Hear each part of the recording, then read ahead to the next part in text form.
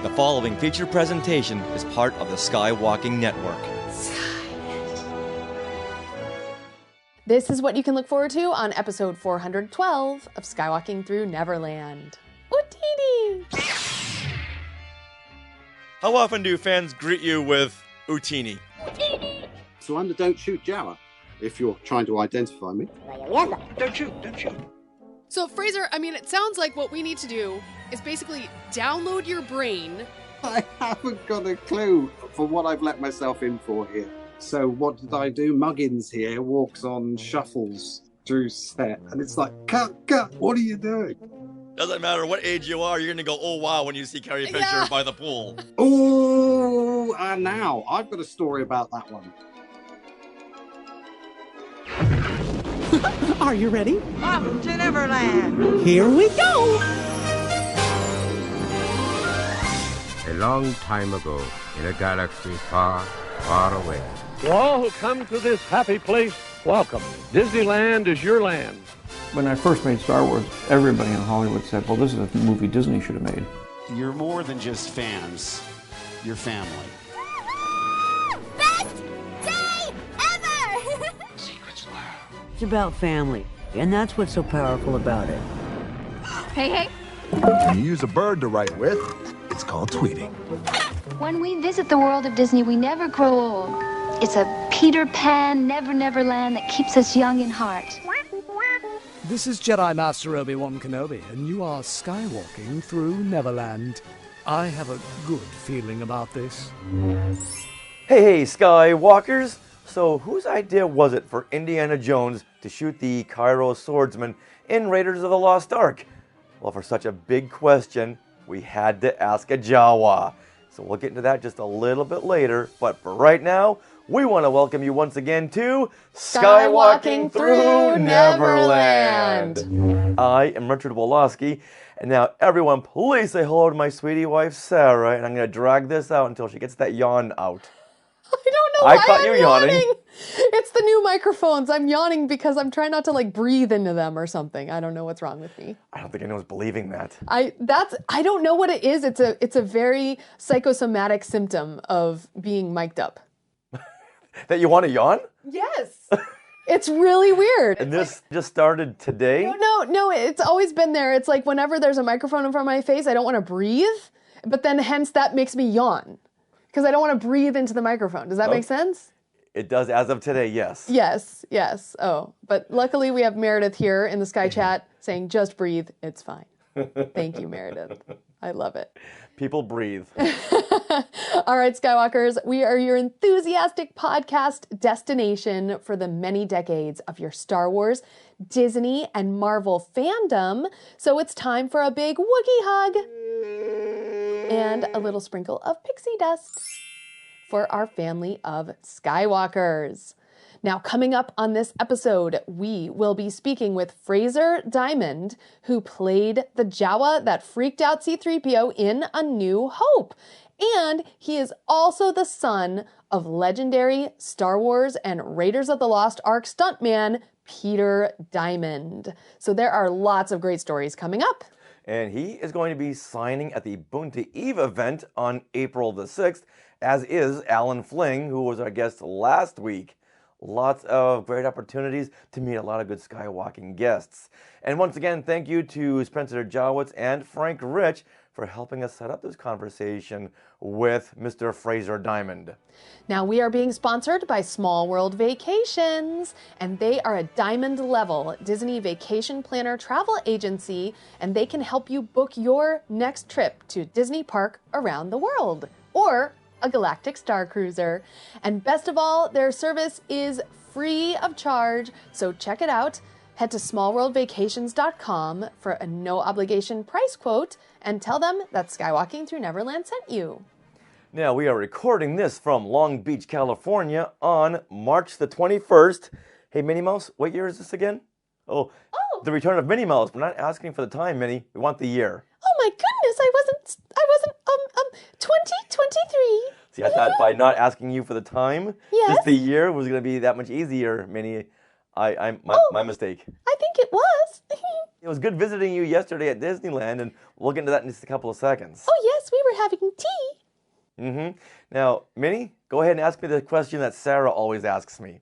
Oh, Richard. Yes? What happened today in Star Wars history?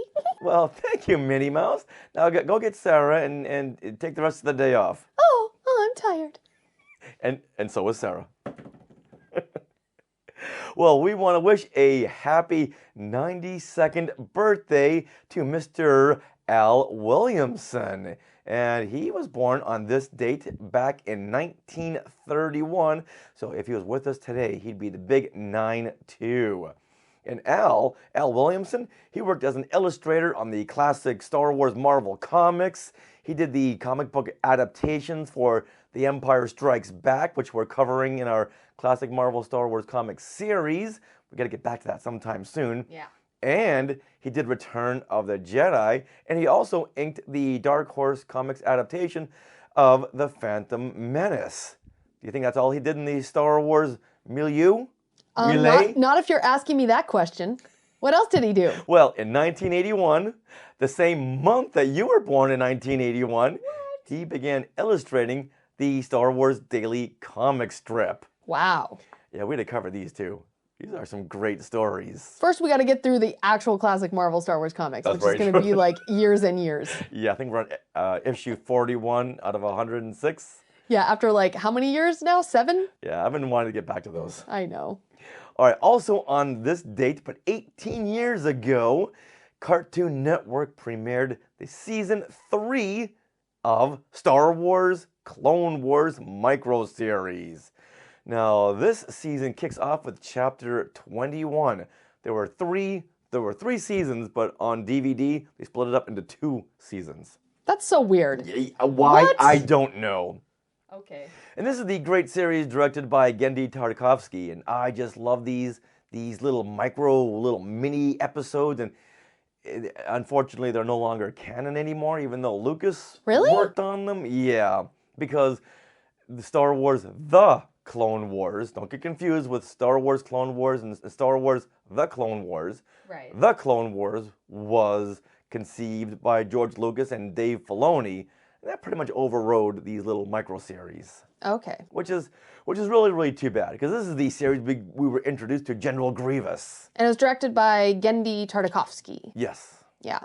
Okay. Yeah, and weren't we also introduced to, what's her name? The evil... Asajj Ventress. Asajj Ventress, yes, thank you. Yes. Huh. So these are great little series. If you haven't seen them, they're on Disney Plus now. Yeah. And you get them all over YouTube. Okay. Cool. All right, now, before we speak with Frazer Diamond, here are a few things we want to share. Things we want to share. Things we want to share. Things we want to share. All right, now let's remind everyone where we're going to be in the near future, where we're going to have our books today in Star Wars history and Skywalking Through Your Fandom. Now, they're going to be readily available at a couple of conventions and appearances. And at some of these conventions, we're going to be also hosting these big panels, which are on the drawing board right now. So when we're done doing this, I'm going to begin writing out some more new panels, which I'm very excited about. So some secret panels with some secret big guests. Yes. Yes. So we'll update everyone as we get a little closer. Mm-hmm. But so first of all, this weekend, March 24th through 26th, we will be at WonderCon. Now, WonderCon we will be covering as press. So we will not have a table. We will not have any panels, but we will probably be rolling around a case full of some books. So if you do happen to catch us, then we will have books with us. Yeah, if you saw us at Celebration, maybe tripped over our R2 case. Yes. That case is full of books. Now, come see us. Now, we do have some exciting news, though. If everything goes according to plan, we will be interviewing Mandalorian composer Joseph Shirley. Composer for season 3. Yes, composer for season 3. And he worked with Ludwig Göransson on season 2, at least. So he's had some chops, and we're very excited to speak with him. And that will be on our YouTube channel first, and then we'll be sharing some of that audio on our podcast. He also worked on a book of Boba Fett, so really looking forward to meeting this gentleman. And then on Saturday, April 15th, we're going to be at Anacon. We'll have a table. We'll have a table, yes. And this is a convention in Anaheim held at a library, so they're inviting a lot of local artists and local authors to come and sell their books. I'm really looking forward to that one. It's a comics and sci-fi at the library. Yeah, it sounds really fun. Now, in May, we are going to be in at least 2 places, possibly 3. So on Saturday, May 13th, we will be in Santa Fe Springs, California for Comic Fest. And we will have a table there. Yeah, this is almost like Anacon. Yes. Where it's at a library and people will come and just... I love the idea of having local artists and local authors come and share their work. Yeah. I'm so happy that these libraries are doing this. And then on May 20th and 21st, we will be at Ontario Comic-Con in Ontario, California. So another big convention. We have a table there, and I've been so busy working on panels for other conventions, I forgot about this one. Oh, do we have a panel for this? Not yet. Okay. Well, we'll definitely have a table, and there will be other fun creators there as well. And Memorial Day weekend, we might be traveling to a convention in Houston. And when we know more details, we will let you guys know. We'll have a lot of panels at that one. Yep. and a table. Yeah. Yeah, then I just got this email from WesternCon. This convention's been going on for many, many decades, and they've hosted some of the first Star Wars panels, and I'm excited that they reached out to us to participate. So working on a couple of big panels with some big guests, and I don't want to jinx myself and talk too much about it because I'm very, very excited for this. Awesome. And this is going to be held in Anaheim. So any of you local Skywalkers, oh, please, come on down. And the admission price is like $75 for the whole weekend. Wow. Yeah. Great. Now, Corn of Amber, which convention will you be at? Let us know. Because I know we went through a bunch, and now we're just seeing your message that you'll be there. So let us know which one you'll be at. Yeah. All right. Well, that's so far the amount of conventions. I believe also we're going to be at San Diego Comic-Con, not with a table, but we'll be covering as press for that one. Ooh, okay. So Corn of Amber is going to be at WesternCon. Oh, good deal. Yay. Oh, very, very exciting. Awesome. Were you at the WesternCon last year? Was there a WesternCon last year? I want to know all about that. But until then, Sarah, tell everyone what we did yesterday. Okay, so Disneyland had some very exciting things happen over the past couple days, one of which they reopened Toontown and reimagined several parts of it. They have new characters, they've reimagined some rides, some attractions, and they have a new place to eat as well. So we checked that out, and then also Indiana Jones finally opened after a huge refurb, and we tried to check that out too. It opened and then it closed. It was like 2 days after it reopened and it was down. All right, lesson learned. When a new ride opens or it reopens, just know that you're not going to ride it that first couple of days because they're always breaking down. Yes. Always. How many times did Rise of the Resistance break down when we were first trying to ride it? After that press day. Yeah, that's true. Yeah, and it broke Indiana down a lot. Jones, it broke down for a better part of the day. Yeah, so we were trying to ride it all day. We'd like go back, periodically and see, and they were still down, and then we had to leave. So we'll be back. Let's focus on the positive right now. Yes. Mickey's Toontown. Yay! A land that I think we've been to twice. Yeah, we only ever go there like for the Mickey's Halloween party when they were having that. That was once. And a second time was when we did that video where we visited places we never go to at Disneyland, like Tom Sawyer's Island and the Golden Horseshoe Restaurant. Yeah. And Toontown. But if you're not there by 3:30 in the afternoon, forget it, they close. Yes, but we were able to experience it and it was packed. It was really fun, actually. We were there on a beautiful day. And our main focus now was to create some reels for you guys on Instagram and some shorts on YouTube using our new Bo-Katan special edition figure that we got from the Star Trader. Mm-hmm. Yeah. So it's been fun taking Bo around and taking pictures, taking glamour shots, and showing her around Disneyland. We are having such fun with that. So you can follow the hashtag #WhereShouldBo on Instagram, and you'll see all the videos pop up that we've created. And we also want to hear from you as to where should Bo go. We've had some suggestions that we'll be taking people up on, like Big Thunder Mountain was suggested, Mickey and Minnie's Runaway Railway was suggested, which we might have done. So, yeah, so when we were there at Toontown, Bo went on the Chippendales Gadget Coaster. That was a lot of fun.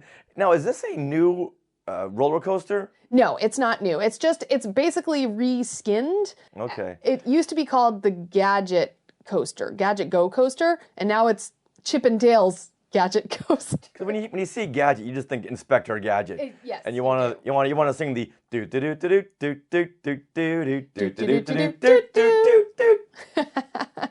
Yeah, so Gadget is a character in Chippendale Rescue Rangers. Okay, this was a very short ride too. It was exactly a minute. Yeah, well, it's meant for, kids, while everyone else is on Space Mountain, all the adults, the kids are on Chippendale's Go Gadget Coaster. It was very cute, though. It was. And we got to do it from the point of view of Bo-Katan. So, it's holding my phone, holding Bo. Think of and Bo-Katan watching Mystery Science Theater, but on a roller coaster. Trying to hold on to the coaster with my legs, okay.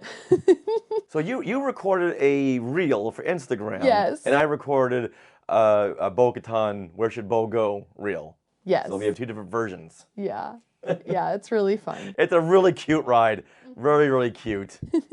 Then after that, we did go to Mickey and Minnie's Runaway Railway. Yes!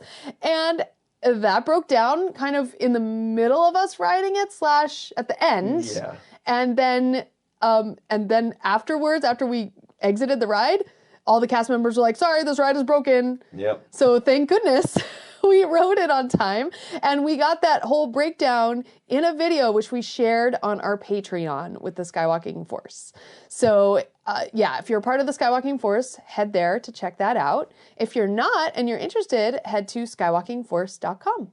And Bo took a lot of other glamour shots all around Toontown because the whole place is one giant photo op. It is. And what's fun about using Bo is that we find little things and little vignettes that maybe we wouldn't notice if we weren't using her. Right. So you'll have to look at our reels to see, but we've put a whole bunch of things in there. It's really fun. And the most amazing thing is the skyline, because the painted skyline meshes so well with the actual skyline that you don't know where the park ends and real life begins. That was a great optical illusion. It was. I found myself staring at that skyline more times than anything else. Then we wanted to see Stinky Pete. Yes. Now, where is he from? So Pete is traditionally a villain in the Mickey shorts, like the classic Mickey shorts, back in the 1930s and 40s. And so he's Pete. Apparently he's a cat. Yeah, I was going to say that Jim Cummings just put out a video where he's telling everyone, yeah, Stinky Pete is a cat. Yeah. Goofy is a dog. Stinky Pete is a cat. Who knew? I still don't see it. But Jim, we're going to run with you on this? Yeah. Apparently that's correct, because our friend at Laughing Place, Mike Celestino, was there and actually asked one of the Imagineers. Well, if Jim Cummings, the voice actor, says it, I'm going to believe that. Yeah. We also saw Goofy, and he was playing with Bo-Katan. Oh, yeah. Pluto liked seeing Bo-Katan. So did Clarabelle the cow. Yeah, Clarabelle Cow. Took some glamour shots. Yes, with she Bo. did. We also ate at Cafe Daisy. So this is a new restaurant you can mobile order, which we did, which we totally recommend because the line for that restaurant was crazy. And they have folded over pieces of pizza. like almost like pizza folds. They're called, here, hold on. Sbarro used to have those. Okay, they're called pizza flopovers. Yeah, but when I used to get those at Sbarro, they were called calzones. Calzone, thank you. It's like a calzone, but it's messier. Yeah, exactly. And probably a lot more pricier, which tell us how much the calzone went for. It's $10.49. Oh, that's not bad. Pepperoni. I thought you were going to say like $18. No, no, that's not bad. The pizza one was $9.99. I mean, the cheesy one was $9.99. But they also have an option for a spring garden wrap, which is like plant-based. So if you're eating vegan, you can have this, and that's $12.99. We had that, and that was really good. It's marinated romaine lettuce and quinoa salad with creamy lemon dressing. That was very, very good. And then, you guys, we had Daisy's Goody Goody Donuts. We were bad yesterday. We were really, really bad. They're house-made mini donuts, like the size of those mini donuts, and they have cinnamon sugar on them. Yeah. Hey, Chickafant just joined us in the Sky Chat. Oh. We're talking about the new refurbished Mickey's Toontown. Yes. Oh, and this just in from Meredith. She says that Mickey Mouse Clubhouse on Disney Junior is very clear about the fact that he's a cat. Yes. Now, what was your favorite part about the whole Toontown experience? Oh, my favorite part. Can I go? What do you think? Yes. The slide. Oh! The colorful, the rainbow bridge slide. Should I show them? Oh yeah, go ahead and show everyone who's watching right now in the Sky Chat. Okay. So basically, they got these 3 rainbow slides, and kids can go down them. They have these little rollers, so it helps push the kids down. Not action figures. No. So you're gonna try to push an action figure, and not gonna work because we wanted to slide Bo down the slide. Mm-hmm. So Sarah went up, and all these kids are trying to cut Sarah. I was so proud of Sarah telling the kids, no, you get in line. It's my turn. You don't cut. Because kids just get too excited. Yeah. So I'm going to, let's see. All right, we're going to show everyone. Okay, but to get a better view, go to our Instagram. You'll see that. Okay, play it. Uh-oh, she stopped. Stop right there. And so, some kid. Some kid helped it out. We didn't even ask the kid. No, it was like, oh, it didn't work. Uh-oh. One more time. Whoop. Boom. So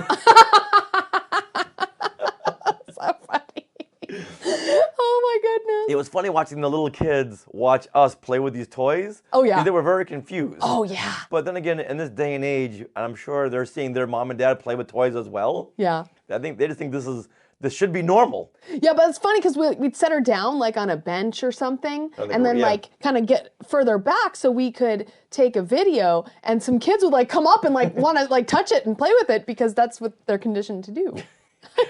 I know that's what I would want to do. And at one time we like walked a little far enough, but then Goofy came and walked right in between us. Yeah, we were setting up a shot. And Goofy comes around the corner and walks right up. And he's like followed by this line of kids because that's what, kids just follow the characters. And all of a sudden, Goofy like looks and he like points and then all the kids are pointing at Bo-Katan, who was unattended because we were just happened to be like 3 feet away. But like, hey, Goofy, we're trying to set up a shot here.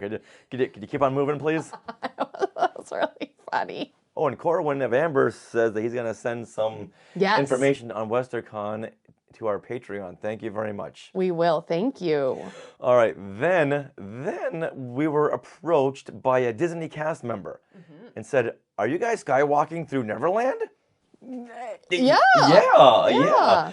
And then he said, hey, you put out this video where you would highlight the locals of Batuu. Yeah. This was one of the first Galaxy's Edge storyline videos that we did. We would go around and talk to the cast members who were in character and ask them about their story. Mm-hmm. And they said, yeah, one of the guys there named Steven, who was in your video, had passed away in 2020. And I don't want to go into the circumstances because then I'll never finish this recording. But it was so it was a heartfelt moment because I remember Steven. He was such a fun guy. Yeah. He was a fun guy. He had his backstory all ready to go.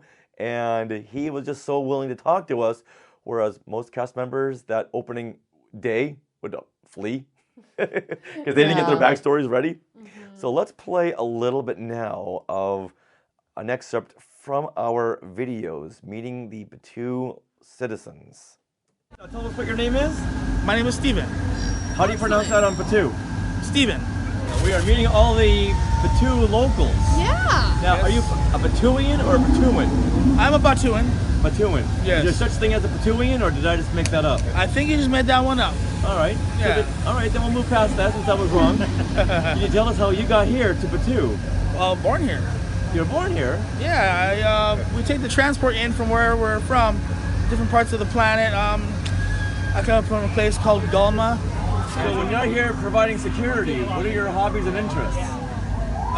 Making credits, drinking, and working for Honda over at Docking Bay 5. We work on that hunk of junk, the Falcon. Honestly, I think it's being held together by Chewbacca spit, but just don't let him hear that I said that. I like my arms attached. Oh, that was a great moment. And once again, this video is called Galaxy's Edge, Meeting the Locals of Batu. And the gentleman who called us over, he said... His name was Steven as well. Yes. He said he didn't think that Steven, from the video, his wife had seen this video. Oh, yeah. So he was very anxious to show her, just to say, hey, look, your husband is now... He's now part of the Star Wars canon. Yeah. So, Steven, you will be missed. All right, well, now let's Utini with Frazer Diamond, who will be appearing April 6th at Boonta Eve. If you know us, then you know that we love Jawas over here at Skywalking Through Neverland. Well, our next guest is not only the son of original Trilogy stunt coordinator, the legendary Peter Diamond, but he also played the Jawa who freaked out C-3PO in Star Wars. Don't shoot. Now, on April 6th, Frazer Diamond will be a judge at the Boonta Eve pre-celebration bash. So let's give a big Utini to our very special guest. Hey, Frazer! Hi there. Hi, folks. How often do fans greet you with Utini? Yeah, I get that quite a lot, actually. It must be said, yes. Then we should have said the Yaza Yaza. Oh, no, don't start quoting too much Jawitz for me. I know you Utini, and that's about it, I'm afraid. Yeah, I am no Pelimato. Yeah, I was just going to say, what do you think of Pelimato saying all those crazy things in the Mandalorian? Yeah, it's crazy that he was talking like that, wasn't it? Yeah. Yeah, now Jawas are everywhere, and like I said in the intro, we love Jawas. I've loved Jawas since I was a kid. And now we got a big collection right over here. And now to actually speak to Jawas in the past, we've had Tim Donaldson on and Leilani Shu, and now you. Wow. So this is just crazy. Yeah, great company. Wow. Yeah. Now you're going to be one of the judges with Pam Rose and Tina Simmons at Boonta Eve. So have you ever judged a karaoke competition before? And what kind of judge do you think you'll be? I haven't got a clue for what I've let myself in for here. I have no idea. I can't sing a note, and my taste in music is not much to write home about. But I'll just give it a personal opinion. I don't know. Yeah, it's all I can do, isn't it? Absolutely, everyone has opinions. Of course. Yeah. But, do you think you'll lean more toward the Simon Cowell? Or Paula Abdul? Will you be the nice guy? No. I'm very glass half full, so everyone's cool and everyone's brilliant just because they're up there doing what they do. So, yeah, I have no particular leanings anyway. I'll just judge it on the night, see what appeals to my ears, you know? That's a very good answer. Unless I was singing, then it's like, get this guy out of here. We need a Jawa with a hook just to get this guy off the stage. All right, now let's talk about Star Wars. Now, some people look at nepotism as a bad thing, but if you're fortunate enough to belong to a family that works in the film business and they can get you in, that doesn't mean you shouldn't take advantage of that, especially if you're qualified. And you were definitely qualified to play a Jawa because you were Jawa size at that time. So can you tell us about your scene and what it was like to be on a Star Wars set? Oh, where do you start? Well, the scene, if we're being specific here, it's scene 25. It's in the interior of the Sandcrawler. It's in the prison area, and it's the sequence when the droids on Tatooine have both been captured by the Jawas and reunited within the Sandcrawler. And there's a moment where the door of the Sandcrawler opens and 3 Jawas come scurrying in and confront the various droids around the holding area. And basically that's myself, that's my brother Warwick, my older brother Warwick, and it's the little actor Rusty Goth. And we play the Jawas. We move to the front of the screen. I swing my restraining gun around at C-3PO, and he throws up his hands and he goes, "Oh, don't shoot, don't shoot." So I'm the don't shoot Jawa, if you're trying to identify me. Yeah, I mean, it was just, I have to say, at the time, although it was exciting, of course, this was before Star Wars was Star Wars. So we didn't actually know what we were getting into at the time. You know, it was just another film. It was another project. And my father said, look, it'd be fun if you dressed up with these wacky characters and have a moment on screen. But of course, you know, it then exploded and became this thing, and we realized what we were. And it's just wonderful. It's wonderful to be part of it. And I was very lucky because of my father being the stunt arranger on the original trilogy. I kind of grew up around Star Wars. I mean, that was 6 or 7 years of my life in which my father was working on the film. And I was, you know, coming to the studio with him to see him filming. I went on location when they were making Return of the Jedi. So, yeah, it was, you know, 6 or 7 formative years inside the saga. It was wonderful, you know. And you guys are about the same age, I would say, Richard. You and I was born in 1969. Frazer. Oh, I go. I'm 68. So, you know, so I was, 7 when the filming started and 8 when we did our scene. And yeah, so I was just the right age to get bitten by it and, you know, to actually be a part of it and to be able to go back to school and have everyone go, oh, my God, you were in Star Wars, you know. And my older brother Warwick was 11, I think, at the time. I'm trying to remember my dates. Yeah, he was 11. And in fact, he was slightly taller than me, of course, being 11. So he was kind of kept to the back of the scene. So there's a little sibling rivalry there because I got to go to the front and I got the restraining device to wave in 3PO's face, you know? That was my next question. And I'm on the trading card. I'm on the Topps trading card. So I've got my own trading card as well. It's brilliant. Oh, wow. How often do you bring that up to your brother? Yeah, just once or twice, yeah. I was wondering how your brother has to walk out of the frame. He goes frame left, and you go right to the foreground and get to interact with R2 and 3PO. So did he ever afterwards give you any kind of I don't know, older brother rivalry? Like why were you chosen? And No, it hasn't been like that. I think there might be some simmering envy there that he's never actually brought up in front of me, but it's one of those things that one day might eventually kick off, mightn't it? He's probably been harboring it for like 40 odd years. waiting to throw at me at the right point, but no, it's been nothing like that. Now you mentioned that your friends, you know, like once Star Wars became this big thing, were you kind of seen as a celebrity at school, or how did they react to you? Yeah, on a minor, yeah, I guess it's funny in the UK, you know, in America when Star Wars hit, everyone went wild for it. You had that amazing summer. We had a kind of a year-long lag. Before the film came out, so yeah, it wasn't until December of 1977 that Star Wars came out. Yeah, so you're kind of like you were going into. I was going into school, and people knew I'd done that film, but they didn't know what the film was, and there wasn't much information around. There wasn't much on the news really over here for a while.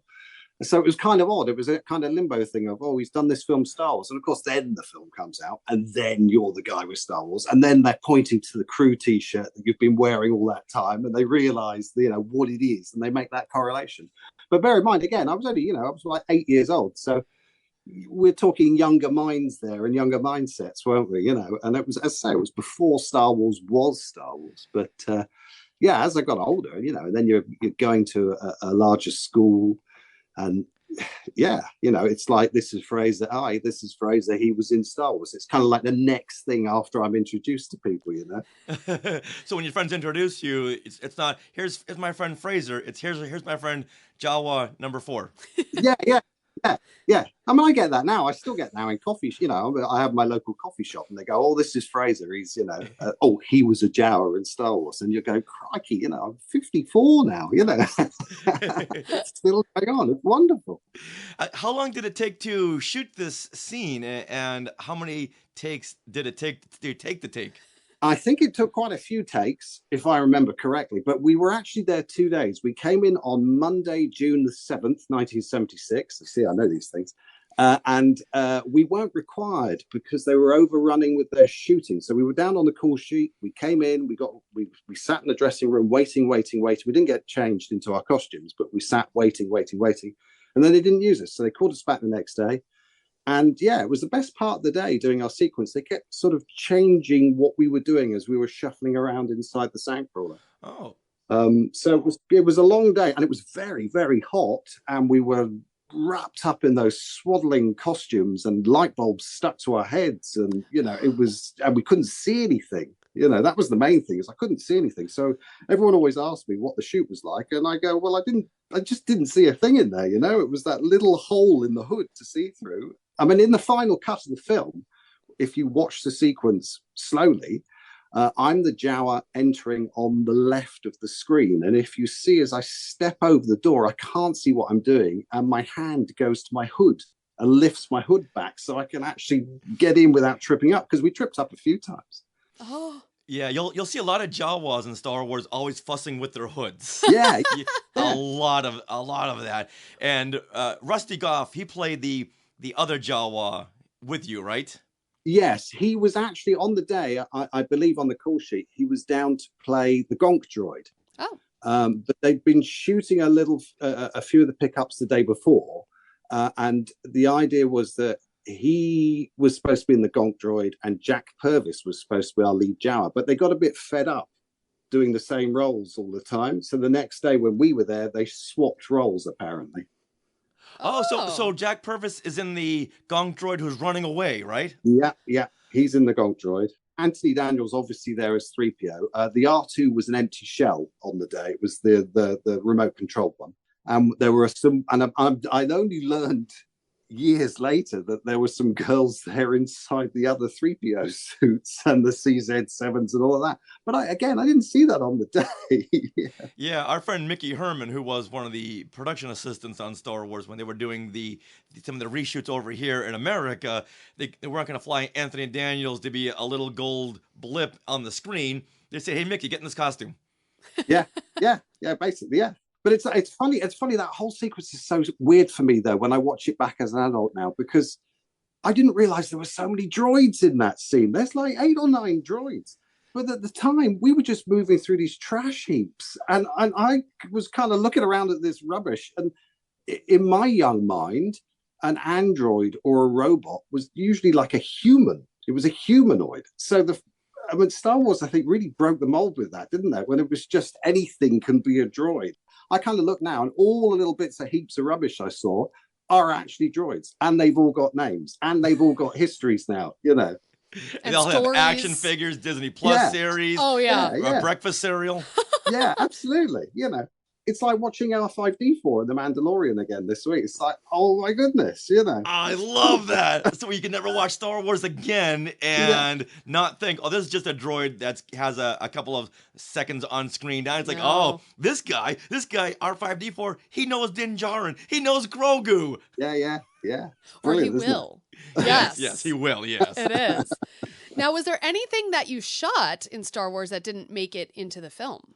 Well, not from our sequence, no, because it was short. It was quite short. I think we have about 42 seconds of screen time. Not that I've counted, but yeah. So we didn't.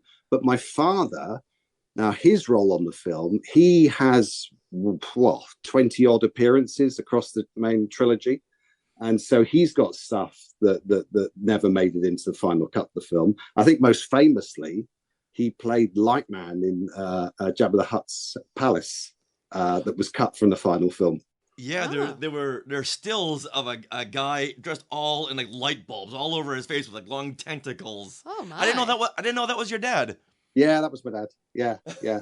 We'll get into your dad in a couple seconds because, wow, there's a lot to talk about there. But going back to you, let's focus on you.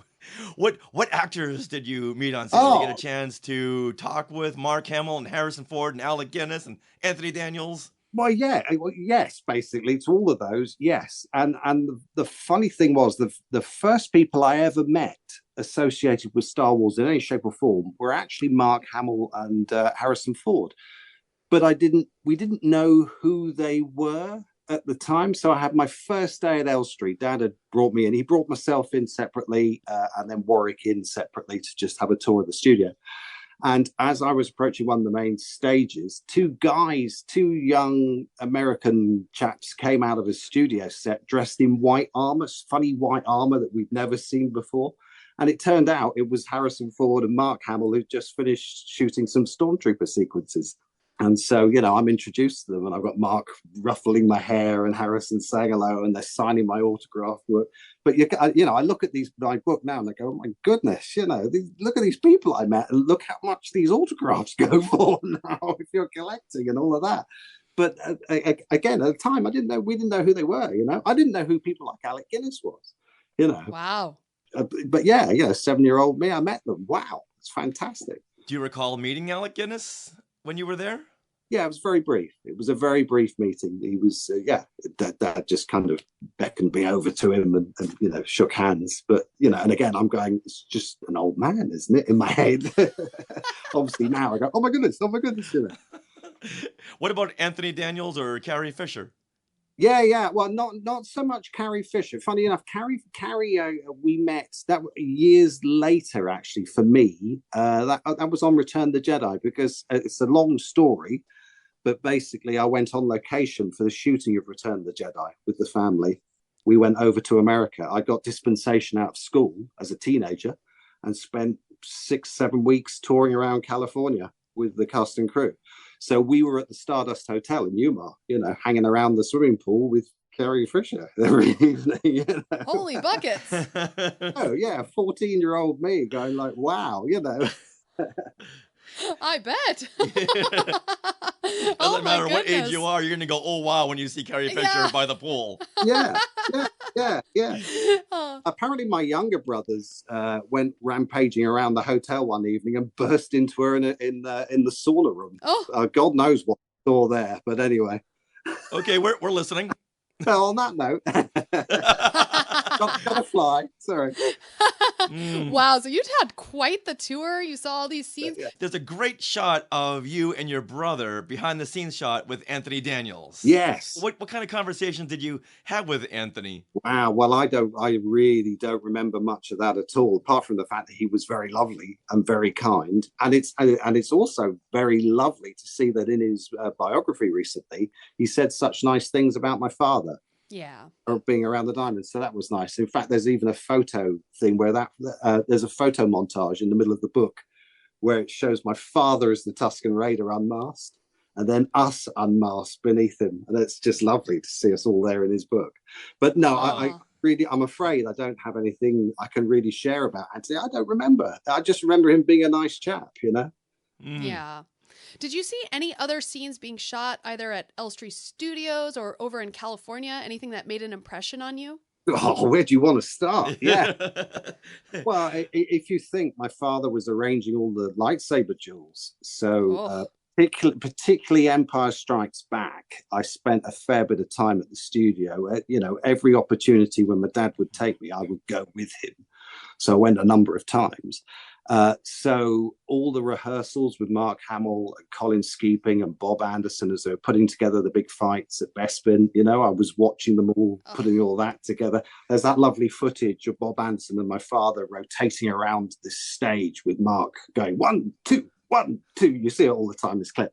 And I was kind of just there watching it, The Wampa sequence, there's the where Mark's hanging upside down inside the Wampa's lair. I was sitting on a block of polystyrene on the set, observing them, filming for the day. This stupid, geeky kid, it was great. Probably under everyone's feet there, but it was just wonderful, Did you go back to school and say, I know what happens in Star Wars 2? So, yeah, when I was coming back to school with tidbits to share with my friends, I was flavor of the month, Absolutely. So, Frazer, I mean, it sounds like what we need to do is basically download your brain as memories and like put it on as a video and be like, holy cow, this is backstage of Star Wars. Oh, that technology is coming very soon. Yeah, it better come. Yeah. Well, I always say I was the geek that got lucky, because, I'm speaking to you this evening, and how many people of our age group would have killed to have been on those sets and around the film. Yeah, there you go. So I got that chance. We went to parties at Gary Kurtz's house. People talk about the Star Wars figures that they all collect. My first figures I got, I won on a treasure hunt at Gary Kurtz's house. Oh. Yeah, but that's where I got my first figures, was from Gary Kurtz. I got my Yoda hat with the Yoda ears on Empire Strikes Back. My dad went to the production office and picked it up, And do you still have all this stuff? Of course I do. Yeah. Oh. The storyboards from the 3 films, I kept them all. And I hole punched them and put them into files and read them like comic books, Oh my goodness. Do you have like a favorite piece of Star Wars merchandise that's like your treasured possession? Oof.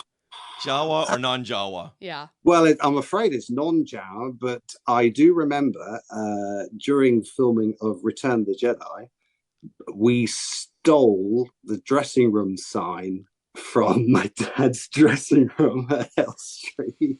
I'd snuck it out, and I've got the Revenge of the Jedi RT's dressing room, which is my pride and joy. I keep protected here. It's lovely. Have you ever posted a picture of that? I think the grace period is over and they can't come after you anymore. But it's like, I've had so many lovely things. It's like there's a lovely photo that was taken of me on the hangar set of Empire Strikes Back with Mark Hamill. Dad grabbed Mark Hamill. He grabbed a gun, and he's dressed in his Bespin fatigues, and we're pointing a gun at the camera. We got the stills photographer to take a photo of us, and I've got it signed from Mark Hamill on my wall. Wow. Now, you were in Star Wars, but was there ever an opportunity to appear in Empire Strikes Back or Return of the Jedi? Unfortunately not. I would have loved to have done something. Couldn't I have played an Ugnaught or something? I'm sure I could have done something, but no, unfortunately that didn't arise. I was hoping for Ewok, particularly when we got to the States and I saw all the smaller people and the kids and things. You go, oh, I wouldn't have minded being an Ewok, but that was never on the cards, unfortunately. Well, at this point, you probably had a growth spurt. Yeah. And were taller than Carrie Fisher. Could be that, yeah, could be that. All right, now let's talk about your father, the legendary Peter Diamond. Oh, okay. For those who don't know, your dad played many roles in the original Star Wars trilogy. He played the Tusken Raider that attacked Luke. Now, up until a couple of years ago, I didn't know that was your dad. For some reason, the credits never listed who played the Tusken Raider. We had the Chief Jawa, but we never had who played the Tusken. Yeah, it's odd, isn't it? Yeah, and why not back in 1977 when every single magazine would say Tusken Raider played by various Sand People. Oh. So I thought the name of the actual actor, his first name was Various, last name Sand People.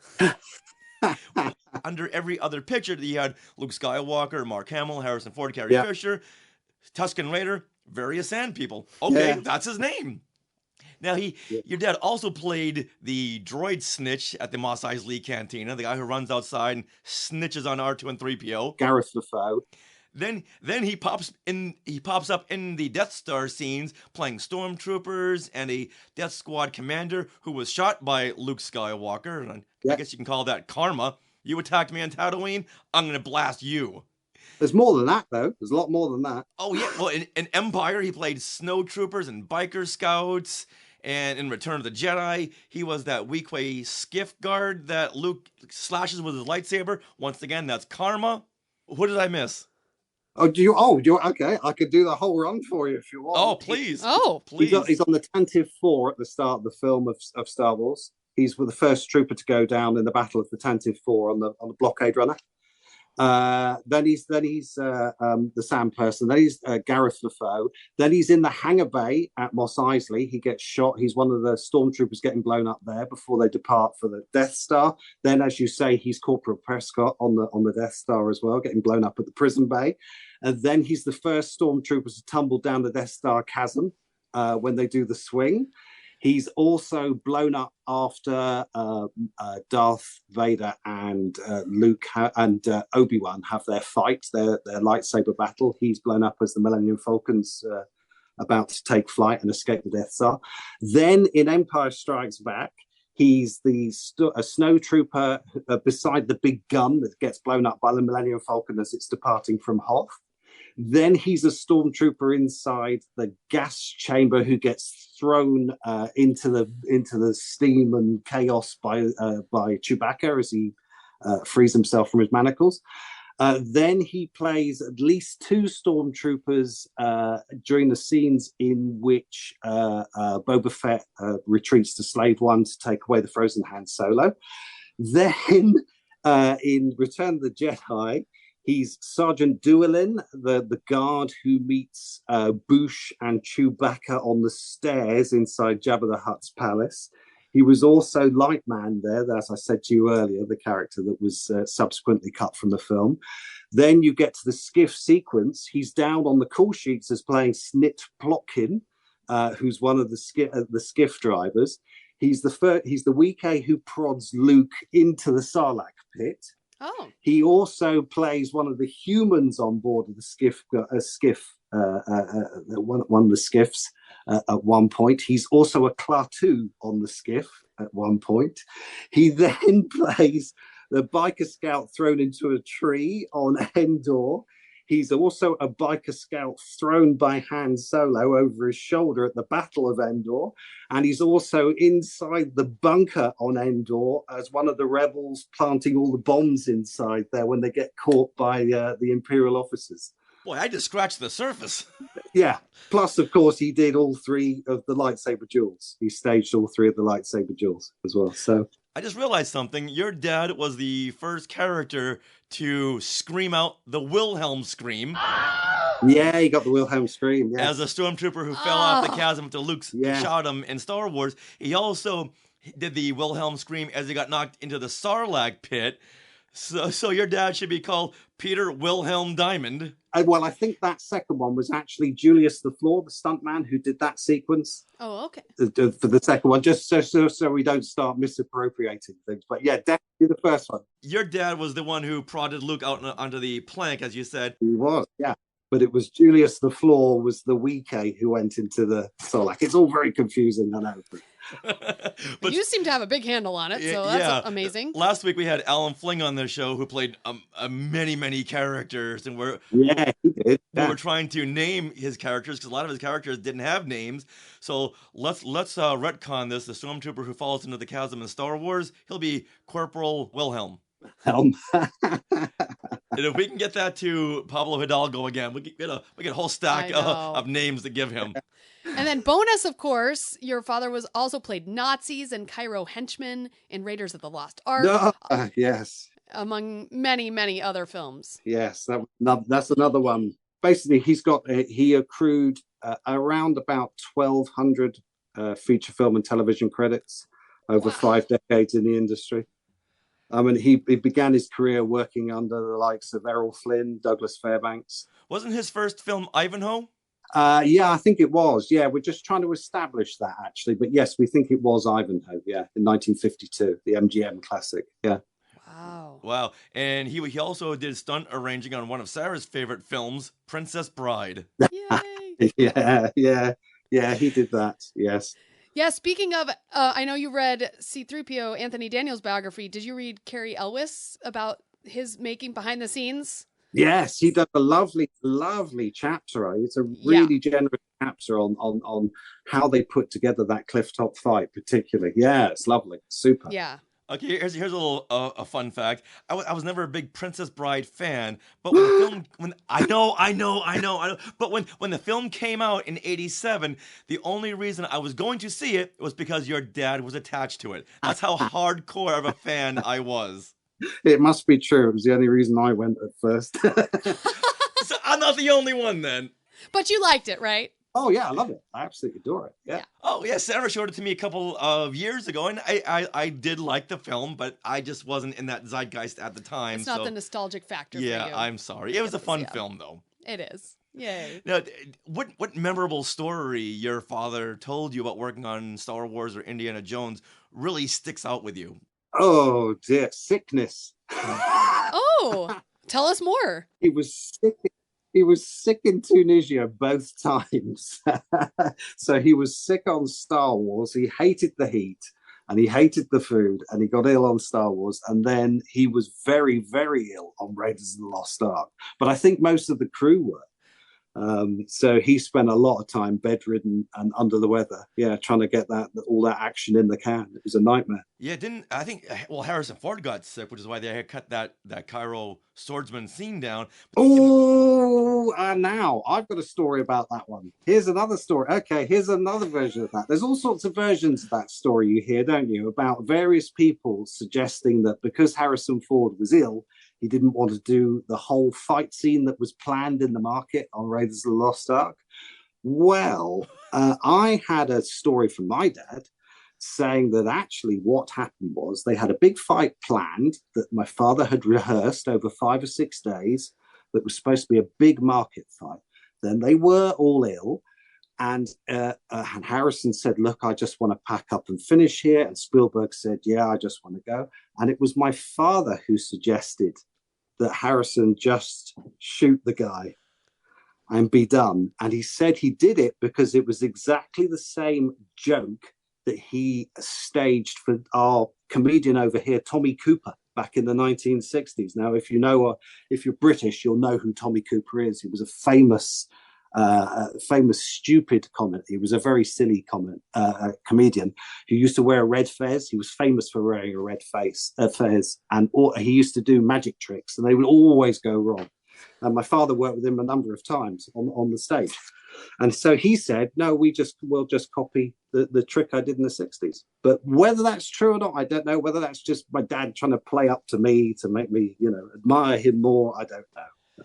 Wow. See, now this is why we love talking to people who was there firsthand and knew these stories, whether they were true or not. That's it's a nice one to have, isn't it? It could have just been made up, just to entertain his son. You know what I mean? But it's a nice story anyway. But then when people hear that same story over the years, it's always embellished or brought back. So what was the final version that you'd heard about that? Well, what it is, isn't it? The fact that Harrison was ill and he suggested with Spielberg that I'm too ill to do this. Let's just shoot the guy and finish. Did your dad ever save any Star Wars mementos off the set? I know you got his name plaque. And unfortunately, no, he wasn't that kind of guy. And he was so busy, and he was always thinking about next projects and never really thinking about the ones he was on. So he never really stopped to sort of think about that. I mean, I'm kicking myself half the time here for thinking, why didn't he get this and that and X and Y whilst he was doing these films? But no, he never did, unfortunately. Yeah, if you want to see most of his costumes and props, you can go to Gus Lopez's house up in Seattle. Yeah. He's got everything. He's got the Tusken Raider mask. He's got the gaffy stick. My goodness. Yeah. Is there a favorite stunt of your dad's? When you watch it, you go, oh, that's my dad who did that. Well, I like it's not so much stunts, but I mean, I just love the fact that he was that iconic Tusken Raider in the desert. I know there wasn't much to that actual fight, but it's such an iconic moment, isn't it? Where it's just brilliant. It sticks out. It's the one for me that I absolutely adore. I'm absolutely thrilled that his fight in Princess Bride is so well remembered. Mm-hmm. I'm also thrilled for his fights that he did in Highlander, that everybody remembers him staging all the fights in Highlander and getting his head chopped off in the underground car park at the start of Highlander, because he plays Fazil the Immortal in that film. So those sorts of things, it's kind of moments as opposed to a specific sort of stunt that he did, if you know what I mean. Yeah. For me, I would say, well, the Tusken Raider beats all, because I love Tusken Raiders too. But I love the behind-the-scenes footage of Star Wars. Whenever you hear cut, you always see your dad rushing into the frame to tend to the fallen stormtroopers. Oh yeah. And usually in his blue tracksuit. That's the way you identify him. You wore this blue Adidas tracksuit throughout filming of the whole trilogy, and also on Raiders as well. Yeah, it's kind of, he became kind of quite well known on set for it. I was kind of hoping, when you see all these guys at various conventions now, they dress up as the boom operator from Star Wars in the pink shorts. Yep. I was kind of hoping Celebration, it'd be lovely to turn up and have loads of people with bald heads and blue Adidas tracksuits on. Would be super. Oh, there's a call out. Celebration's happening in a couple of weeks, people. There's a call out. Yeah. Now, did you ever think that you'd follow in your father's footsteps and become involved in stunts, or is that not something you were interested in? I was interested, but he would always sort of deter me from doing it because it's a tough old business and it's real dog-eat-dog work. And at the time that he was operating, there were a lot of people fighting over very little work all the time. So he kind of said to me, look, you're into film, but don't go there. And I'm very creative minded. So I was kind of more interested anyway, ultimately, in sort of writing and the artistic side of it. So I've screenplays and things, tried to get those off the ground. That's that sort of thing. So if you want a screenplay written, hey, get in touch. I can do that for you. I can't stunt for you, but I can write for you. And since Star Wars, speaking of which, you've worked for Walt Disney Studios and Jim Henson's studios. Did you do any writing for them? Unfortunately not. No, I was very young, actually. Funny thing with I left school. My first job when I left school was as a puppeteer on Who Framed Roger Rabbit. Oh. So I was one of the penguin waiters inside the Ink and Paint Club. And yeah, basically running around underneath the sets at Elstree Studios with a tray in my hand and goggles on. We had to wear goggles and watch the monitors and duck and dive around all the scaffolding. It was great fun. But yeah, so I did a bit of puppeteering there. And then, in fact, I finished on the puppeteering and went on over to join Walt Disney Animation. And I was a runner for the rest of the film. And I also did some cell painting. And I think I'm the only person who was involved on the film to perform one of the characters and then go off and paint them afterwards, because I wound up painting a lot of the animation cells for it. Wow, for Roger Rabbit. For Roger Rabbit. Wow. And then I'd written a screenplay at the time that I was trying to get off the ground, a really crazy fantasy project that would have cost millions and millions and millions of pounds to put together. And I was very naive at the time. I was just an eager teenager with my first script. And I showed it to the Monty Python team, who just set up a studio in London. And they said, well, your script's rubbish. You're not going to be able to do anything with that. But how about a job? So I came and worked at their production offices for a year. So I spent a year with them, and I was script reading and things like that there. Wow, you must have learned so much working with them for that year. Oh yeah, it was wonderful. Yeah, and there was a magic moment as well, where they just finished making A Fish Called Wanda. John Cleese had just made A Fish Called Wanda, and he'd had a lot of trouble with the advertising firms involved with the film, trying to come up with a good poster campaign. And they were kind of walking around the office day before a meeting, scratching their heads, worrying about everything. And I was sitting there and I had a load of Post-it notes in front of me. And I said, well, why don't you do something like this? And I sketched out a quick poster. I was only like 18, 19 years old.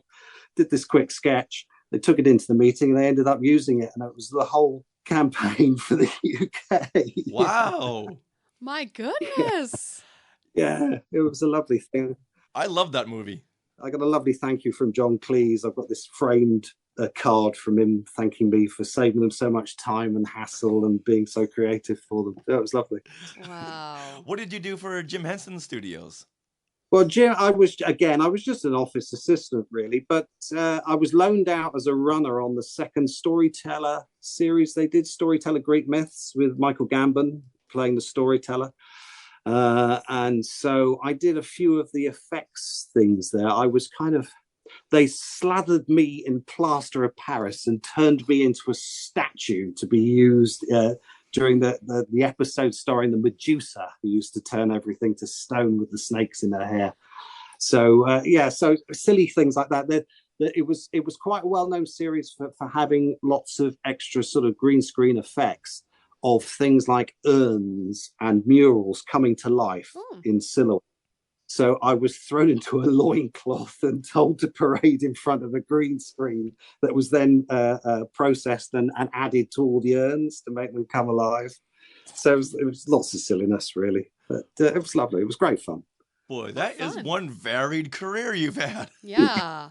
Yeah, it was all in a very short space of time. That was the thing. It was like 4 or 5 years. This was all packed in. And I didn't realize at the time just how many wonderful experiences I was having and how important and formative they would be, you know? Absolutely. All these years back and go, oh, I could have done this. I could have done that as well. I could have gone this way. That is a good message for everyone and anyone. Slow down and enjoy it. Enjoy the moment, yeah. right? Absolutely. Yeah. And you now run toonhound.com. Can you tell us about that? Well, Toonhound is actually kind of mothballed at the moment, I have to be honest with you. But basically, in 1999, as the web was sort of beginning to get going, I noticed, this was before the IMDb had become anything of note, I noticed there was a gap online for people talking about animation, and in particularly UK animation and UK-produced films and series. So I launched toonhound.com kind of as an indexing so that I could identify all the different shows that have been made in the UK, all the people involved, and then just kind of do general reviews and enthuse about animation in general. And it kind of took off. So for the next 13, 14 years, I had this website that was getting up to 1 million views a month. It was really, you know, and at that time that was considered quite a lot. I don't know how that fits into things nowadays, but at the time it was quite a lot. And basically it became this sort of go-to indexing for animation. And on the back of that, I kind of wrote articles for the UK press. The BBC would have me on radio shows and things like that, talking about animation. What kind of animation do you like today? It's just everything. I mean, I love Guillermo del Toro's Pinocchio, of course.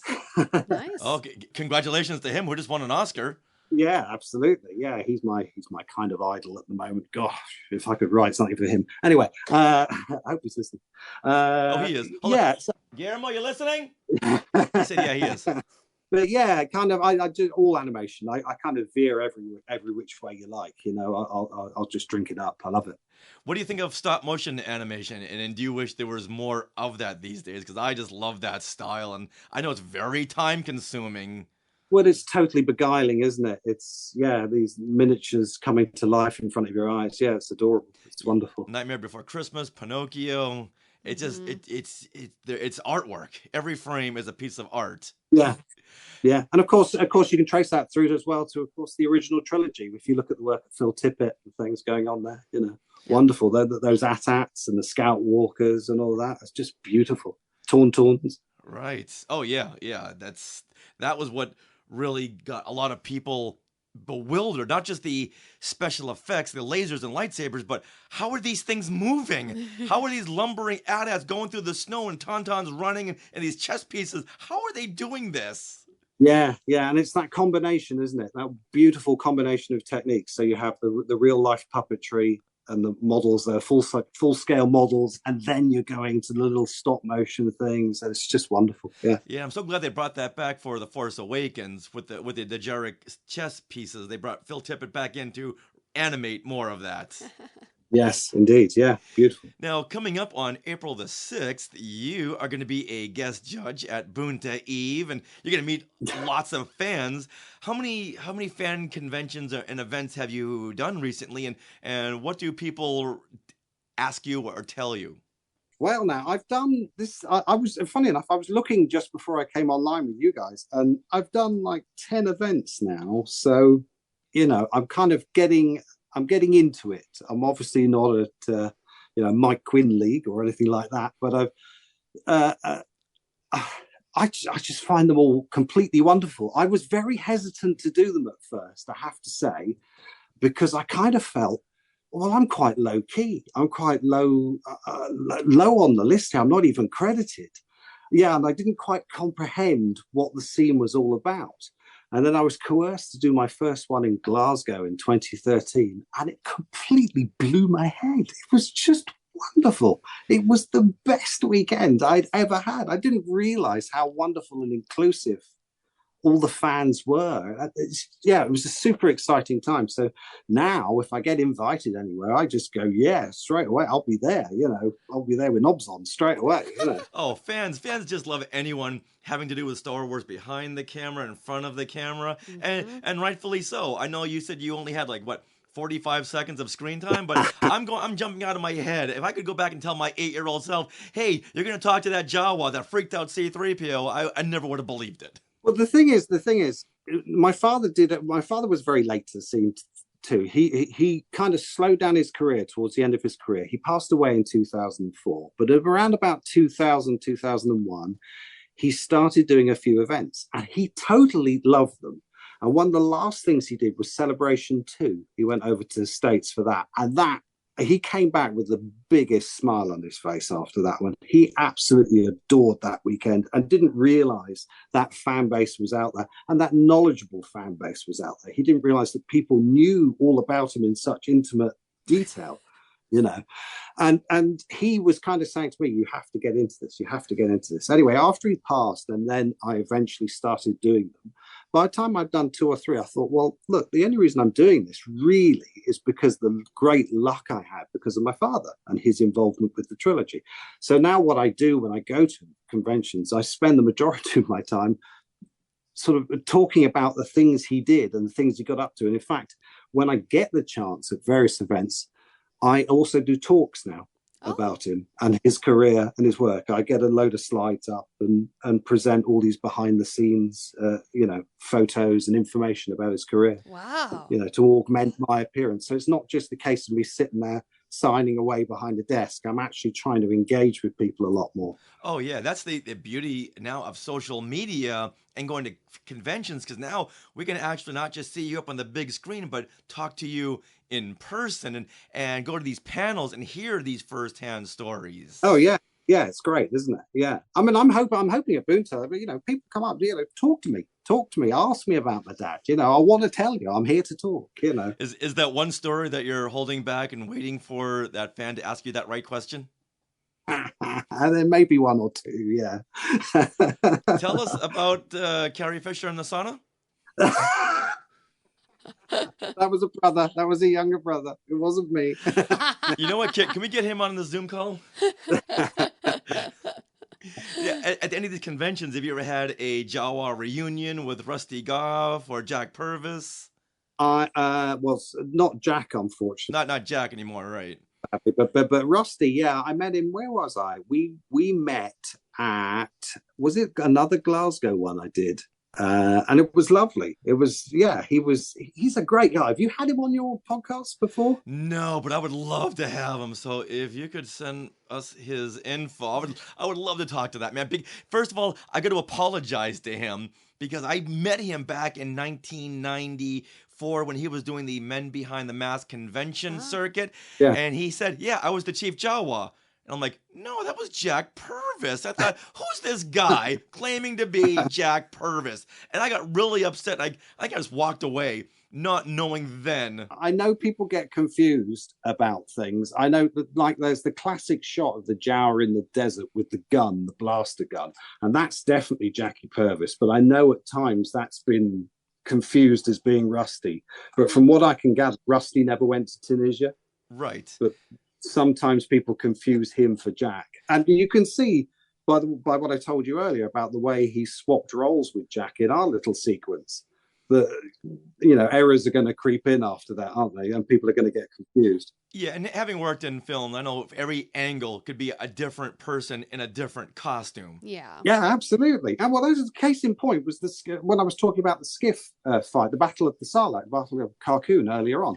My father doing all those roles, other people were doing the same roles. So it wasn't just my father being the weak A that prods Luke and my father being the human who gets blasted off the skip. There were other, there was so many other people involved there. Right. Taking over different shots in different suits. It's almost impossible to unravel it all, actually. Wow. Yeah, years ago, I made a fan film called Day Jobs about the horror movie villains what they do during the day before they go out killing at night. And the film follows the Scream character. In every shot, I made sure it was a different actor, either bigger, shorter, smaller, different sizes, just as a nod to every shot in movies. That can be a whole different person in that costume.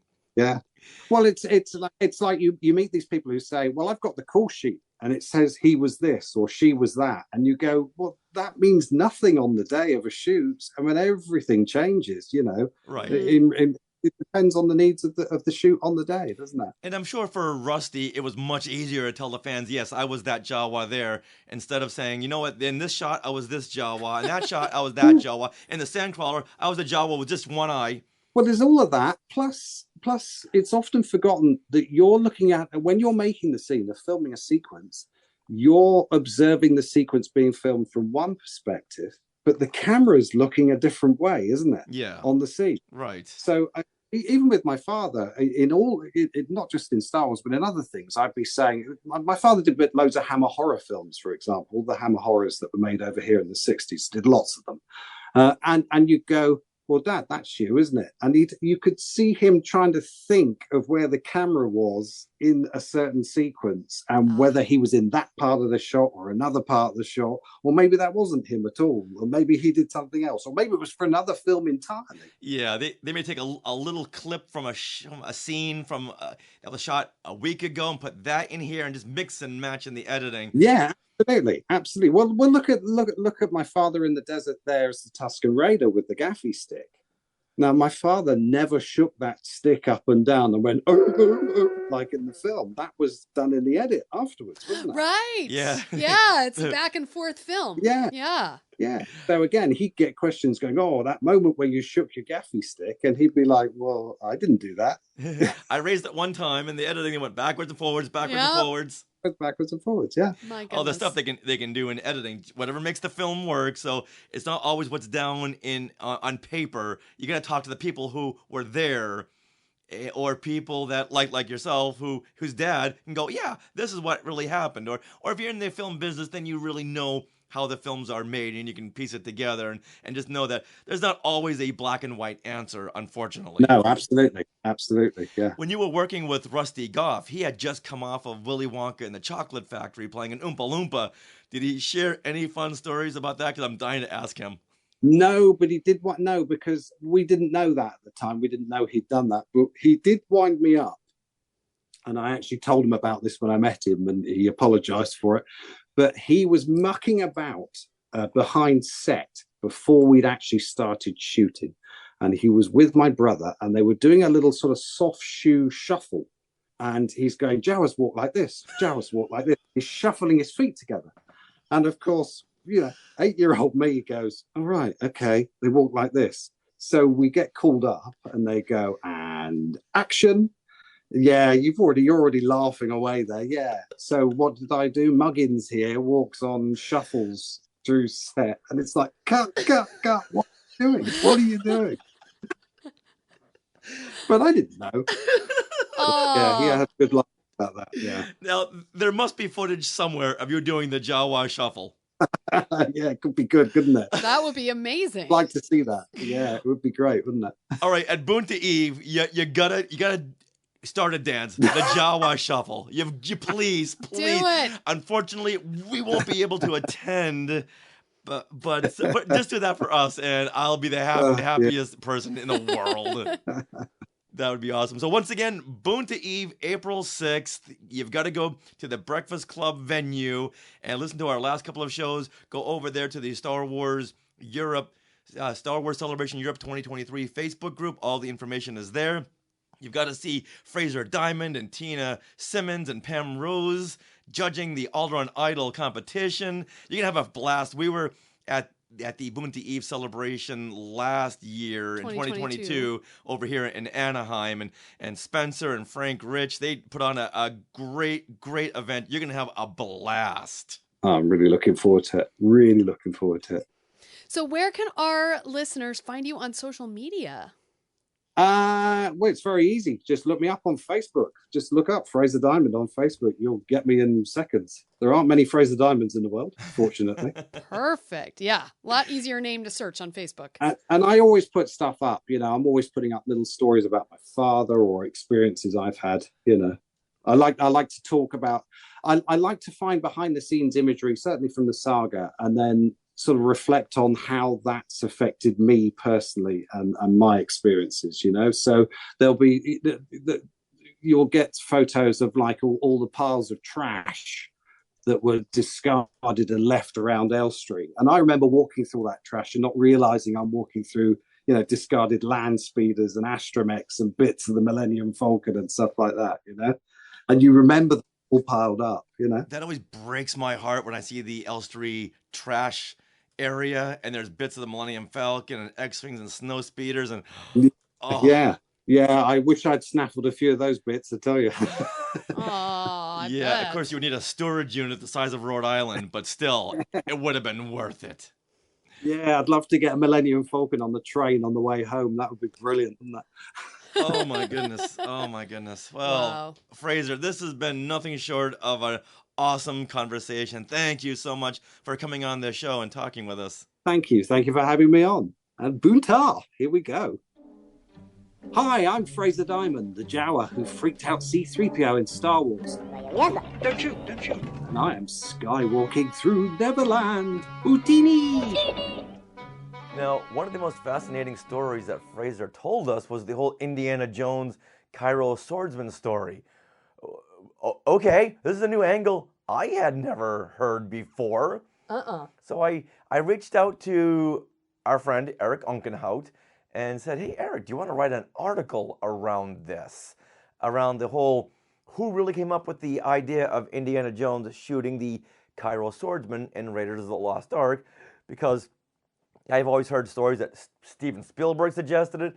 And in Howard Kazanjian's book, Howard says that Harrison Ford came up with it because in Tunisia, everyone was getting sick. Everyone just wanted to go home. And even though they had rehearsed this big fight scene, that Harrison said, let's just be done with it and I'll shoot him and we'll pack up and leave. But like anything else, there could be little nuggets of truth in anyone's story because no one knows maybe everyone else's point of view. Right. Like maybe, let's say Howard Kazanjian didn't know Peter Diamond's side of it where he could have mentioned to Harrison, hey, you know what, we could do this. And that way, and Harrison Ford later on said, hey, why not just shoot the guy and we can pack our bags.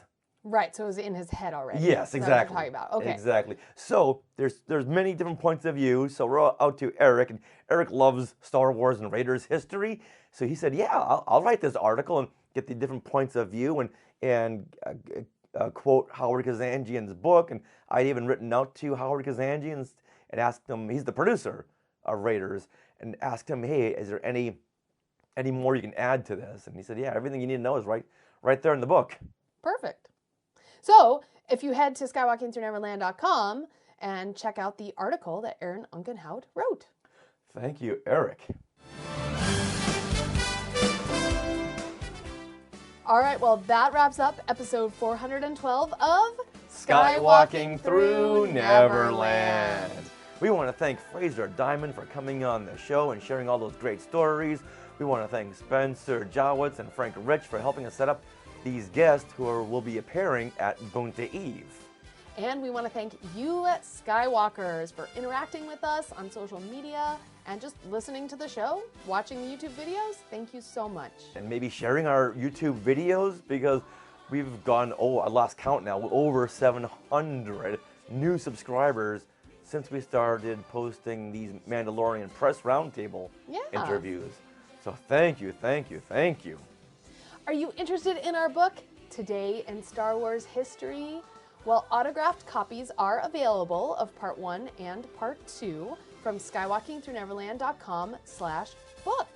And our new companion journal that you guys can write in and draw in and color in will be available on May the 4th. Well, we'd like to thank our sponsor, Small World Vacations, for their support Are you thinking of a trip to a Disney park? Always. Or the Galactic Star Cruiser. Well, you can fill out a Get a Quote form at smallworldvacations.com today.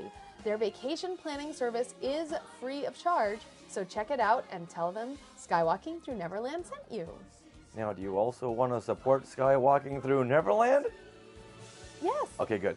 Consider supporting us through the Skywalking Force, which is our Patreon. The Skywalking Force has access to bonus content in the form of our Zoom discussions on the latest Disney Plus shows. This coming week, we're going to do a double dose of Bad Batch and The Mandalorian. In the past, we've done WandaVision, Moon Knight, Miss Marvel, Book of Boba Fett. Yeah, that bonus content begins at only $5 a month, so head to skywalkingforce.com and have a look at the options.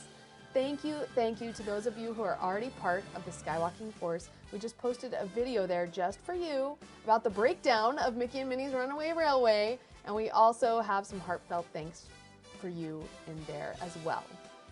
Now, we are part of the Skywalking Force. I'm sorry, let me do it again because it's raining outside and it's like, what's that pitter-patter against the window? It just distracted me. We are part of the Skywalking Network, where you can find other great shows like Talking Apes, The Max Effects Podcast, The Neverland Clubhouse, Totally Tell Me Everything, Star Warsologies, the YouTube shows Collectopolis, and Today in Star Wars History. And coming this week, we're going to try a new thing, you guys. The Mandalorian is coming out at midnight tonight as we record this. We are going to record some video for The Mandalorian, a Mandalorian review. Yeah, not one of those reaction shows where you watch watch the show. No. Please tell me, someone write in our comments, email us, and tell us if you really like those. Oh, does anyone like those reaction videos? I don't know. Or just enlighten us on why people watch those videos. I don't know. They're so weird. But we're going to do a video, not a reaction video, but an actual thoughtful video about the episode. So make sure that you check it out. Yes, at midnight, we are going to be watching Mandalorian, and then we're going to be doing that video. So yeah. Meredith asks in the Sky Chat if it's midnight our time, the Pacific time. Yes, midnight Pacific time, 3 a.m. your time. Yeah, midnight is when it comes out for us. So that's when we'll be watching it and doing a review video on our YouTube channel. All right, and Corin of Amber says, yeah, some of those reaction videos are good, some are really, really bad. Yeah, we'd have to agree. So, of course, we are going to try to do something very nice. I just don't get unboxing videos and I don't get reaction videos. I know. That's just me. Yeah. Maybe it's not just me. Well, okay, I get unboxing videos. If you're thinking of getting a product, you can see what it actually looks like from an actual person rather than the beauty shots that you see. So I get that. But to watch an unboxed video just for unboxing's sake, I don't get that. Yeah. But people love them, so, you know, to each their own.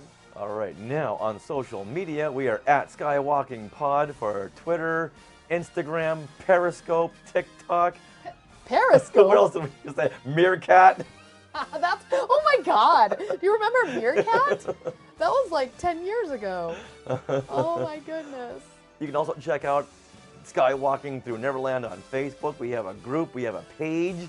You can also email us, share@skywalkingthroughneverland.com. Don't forget to stick around for bloopers and other fun bits that didn't make it into the show. And always remember to Utini. Utini. And Neverland on Alderaan. Some imagination, huh?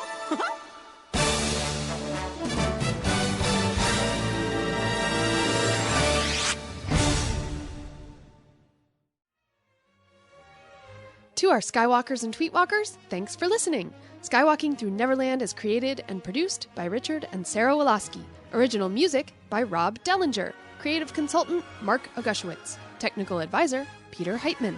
Facebook administrators Donald Wicks, Joey Pittman, and Norma Heitman. Skywalking Through Neverland is intended for entertainment and information purposes only. Any sounds, music, and clips played during this podcast are the property of their copyright holders.